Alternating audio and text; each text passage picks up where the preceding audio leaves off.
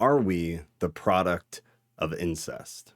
How often have you actually stepped back for a minute and thought about there were basically two population moments within the scriptures, right? You have Genesis with Adam and Eve, and then if you want to extend that to Cain and Abel, and then what comes after that, you have that, which I'll call group one.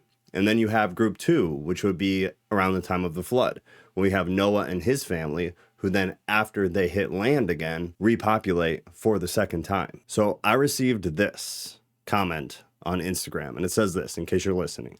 You should do a segment on things kids ask, because my 8-year-old threw a good one at me, and I don't know how to approach it. About if Adam and Eve had kids, then how did their kids make kids if siblings aren't supposed to marry? Now, the first thing I will say to you, lovely human, is that I did start this with the approach of, okay, it'd be great if she could show her kids this. And then as I was trying to put it together, I realized there's no way to honestly cover this and make it what I would consider kid-friendly. Now, trust me, I'm in the same boat. My daughter is 6 years old. She's really into the Bible right now. We're going deep at the moment. So what I'm going to do, at least for now, is I'm going to give you all of the actual information. And then I'm going to leave it in, as I normally do, your capable adult hands of deciding how you want to approach your child with this topic. I will tell you personally, I like to take an honest approach with my kid. I believe she can handle a lot. And if I believe she's not in a place where she can handle whatever the topic is, then I tell her, you're not ready for that yet. And we don't have that conversation yet. But jumping right in, you have a lot to this topic, which makes it really difficult to cover as a matter of fact. So you have old earth and young earth creationism that you need to take into account.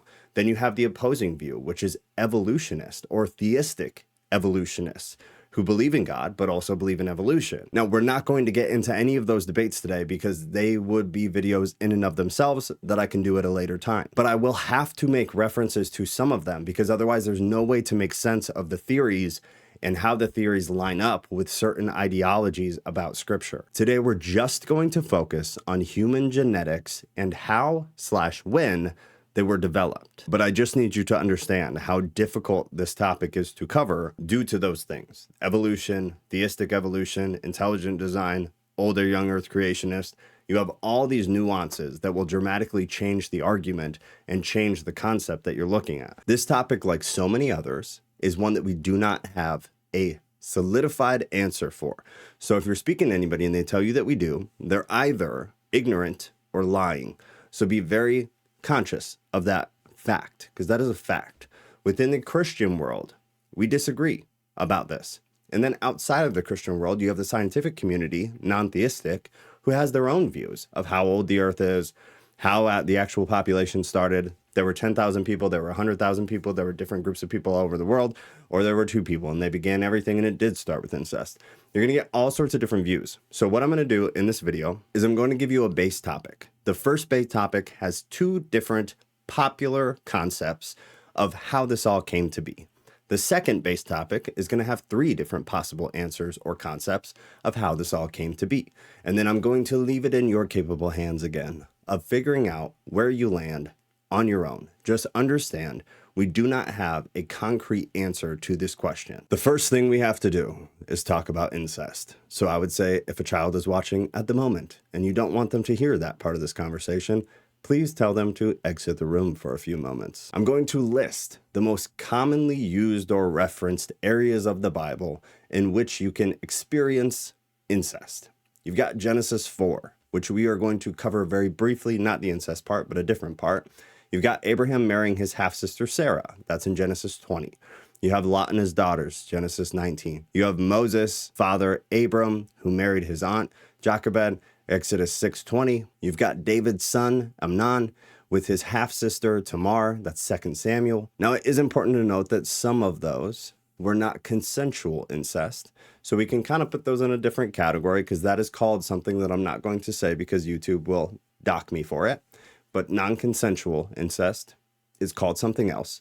But we have other plain as day examples of incest, straight up, no question, within the Bible. The thing with that you need to understand is incest was not outlawed until Leviticus. And if you want to read about that, it's 18:6 is where it starts. So this is the first base topic, okay? We've got Adam and Eve, and then we're going to extend it to Cain and Abel. So the first thing that we're actually going to do is read a little bit of scripture. So I've got that right here for you. This is Genesis 4:13 through 16.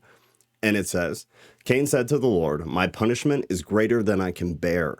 Behold, you have driven me today away from the ground, and from your face I shall be hidden. I shall be a fugitive and a wanderer on the earth, and whoever finds me will kill me. That's a key note. Remember that. Then the Lord said to him, not so. If anyone kills Cain, key note, vengeance shall be taken on him sevenfold. And the Lord put a mark on Cain, lest any who found him should attack him. Then Cain went away from the presence of the Lord and settled in the land of Nod, east of Eden. So this is your first concept. Cain is expressing fear of being killed or attacked by other people. Well, who? What other people? So the implication here that some will give you, and I'm not co-signing for anything that I'm telling you today. These are the theories, so don't come at me. But what the implication here is that Cain would not be afraid were there not other people. So you either have to say, one, Adam and Eve got extremely busy and they had a bunch of kids and also lived a very, very long time, to the point that some of their kids had already moved away, had already started reproducing themselves, and there were other people beyond where Cain was that he could wander out and be killed, or that there were other societies of people on the earth and they were relatively close, and the Bible has just not explicitly told us about them. So that is option one. Option two here is the classic, and it's not easy to bear. It's that Adam and Eve had kids. Those kids married and reproduced with each other.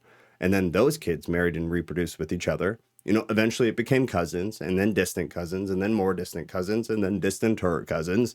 And it kind of just goes on like that. And I would say that's what your average Christian believes. So the straight up answer, if that is you, is yes, we are the product of direct, absolute incest. The thing to remember is that incest was not outlawed in Scripture until Leviticus. Now, the second main point is we have Noah and his family. They board the ark, they float around, and then eventually they find land, they come off, and they repopulate yet again. And as I said in the beginning, this one has three main concepts. The first one is a less common concept, but it's prevalent still, and that is that there is a group of academics and others who believe that there were other societies of people on the earth that made it through the flood, and then repopulation happened that way. But like I said, this is more of a less common concept, so we're not going to go much further than that. Just understand, some people do believe that. The second concept, having to do with Noah's family repopulating,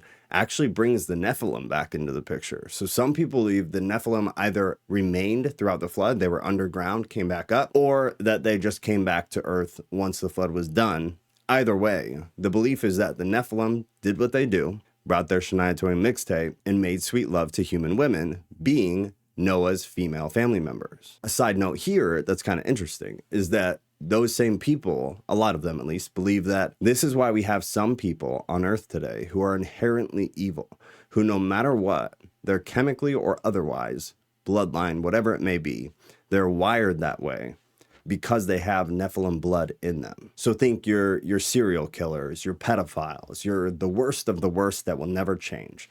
These groups of people believe that those individuals have Nephilim blood in them, and that's why they're inherently evil. Now, this last concept only makes sense if you're a young Earth creationist. So if you believe the Earth is millions of years old, this one's not for you. If you believe in evolution, this one's not for you. But I'm going to read this to you. Noah's sons and their wives had babies, and those babies grew up to be adults and intermarried and had babies, and so on. Now, atheists will occasionally say that mathematically, it's impossible for the population to go from what we suppose it was to the 7+ billion people that we have today in just a few thousand years. Again, assuming you're a young Earth creationist. Apparently, they make the statement without actually doing the math. So when we do the math, the flood happened circa 2300 BC, right? So it was a little over 4,300 years ago. If you do those calculations, you get from 8 people known as family 4,300 years ago to 7 billion people today requires a population growth of roughly 0.48% per year, which is less than 0.5%.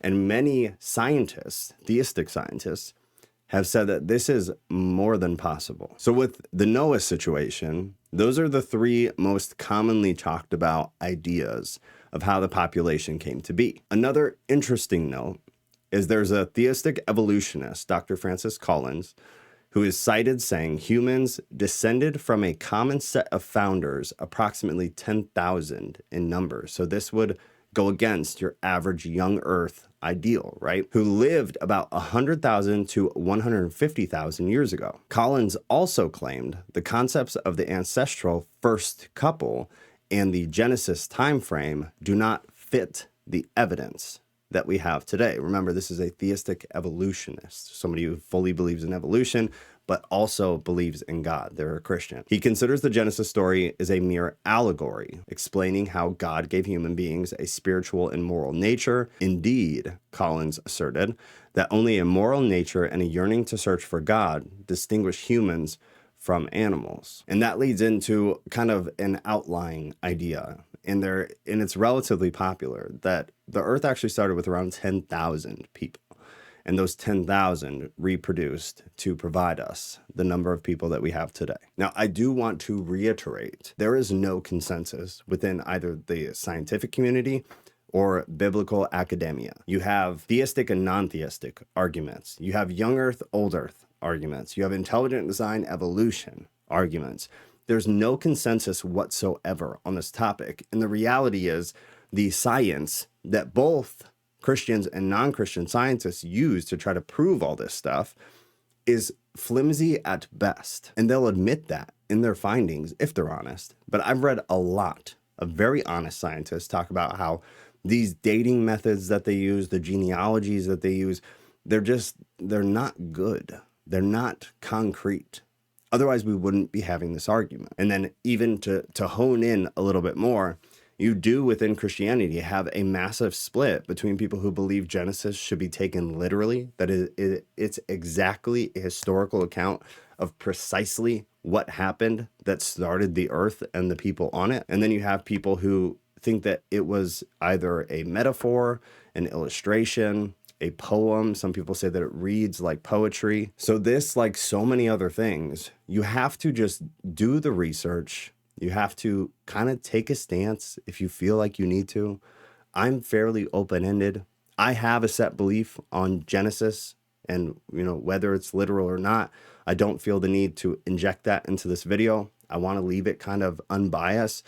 I have a video on that. So if you care enough, you can go find that video and watch it. It's outdated, but I agree with what I said in it. So that's where I kind of stand. If you learned anything at all, or if this just made you think, please do me a favor, hit subscribe. I'm going to keep trying to pump out information like this. I'm always going to try to leave it open-ended, very rarely giving my opinion. And if I do, I'll be very clear what is my opinion and what is information that I'm trying to just pass to you.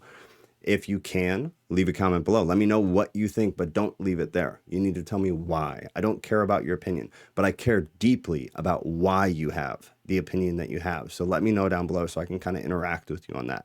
I'm very curious because of how complicated this is. Like the video, it takes half a second and it helps me massively. So I'd really appreciate it. If you don't have me on TikTok and Instagram, please consider going and finding me there. I don't care if you follow me there. I'm good over there.